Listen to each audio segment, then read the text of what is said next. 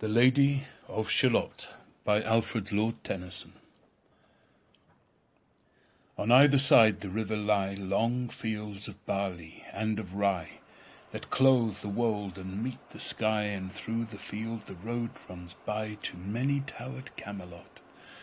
And up and down the people go, gazing where the lilies blow, round an island there below, the island of Shallott. Willows whiten, aspens quiver, little breezes dusk and shiver through the wave that runs for ever by the island in the river, flowing down to Camelot. 4 grey walls and 4 grey towers overlook a space of flowers, and the silent isle embowers the Lady of Shallott.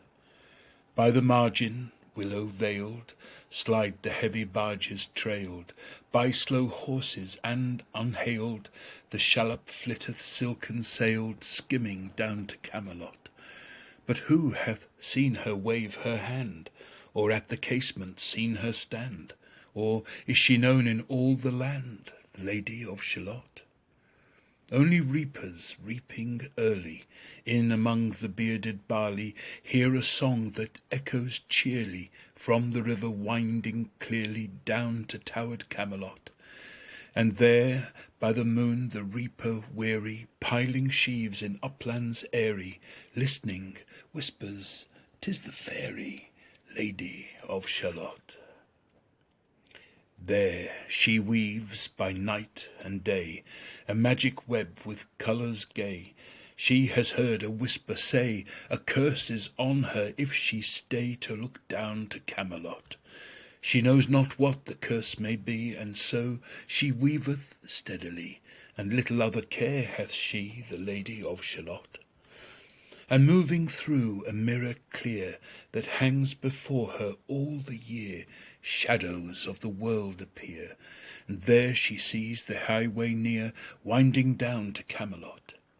There the river eddy whirls, and there the surly village churls, and the red cloaks of the market girls pass onwards from Shallott.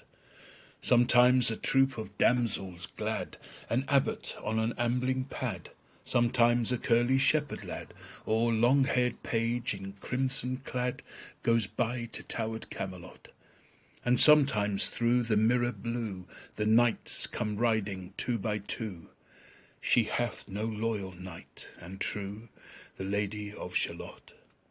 But in her web she still delights to weave the mirror's magic sights, for often through the silent nights a funeral with plumes and lights and music went to Camelot. Or when the moon was overhead came 2 young lovers lately wed. "I am half sick of shadows," said the Lady of Shallott. A bowshot from her bower eaves, he rode between the barley sheaves. The sun came dazzling through the leaves, and flamed upon the brazen greaves of bold Sir Lancelot. A red-crossed knight for ever kneeled to a lady in his shield, that sparkled on the yellow field besides remote Shallott. The gemmy bridle glittered free, like some branch of stars we see. Hung in the golden galaxy, the bridle bells rang merrily as he rode down to Camelot. And from his blazoned baldric slung a mighty silver bugle hung, as he rode his armour rung besides remote Shallott. All in the blue unclouded weather, thick jewelled shone the saddle leather. The helmet and the helmet feather burned like one burning flame together, as he rode down to Camelot. As often through the purple night, below the starry clusters bright, some bearded meteor trailing light moves over still Shallott. His broad clear brow in sunlight glowed, on burnished hooves his war-horse trode, from underneath his helmet flowed his coal-black curls as he rode down to Camelot. And from the bank, from the river, he flashed into the crystal mirror. "Tirra-lirra, by the river," sang Sir Lancelot. She left the web, she left the loom, she made 3 paces through the room. She saw the water-lily bloom, she saw the helmet and the plume. She looked down to Camelot. Out flew the web and floated wide. The mirror cracked from side to side. "The curse is come upon me," cried the Lady of Shalott. In the stormy east wind straining, the pale yellow woods were waning, the broad stream in his banks complaining, heavily the low sky raining over towered Camelot. Down she came and found a boat beneath a willow left afloat, and round about the prow she wrote, "The Lady of Shalott."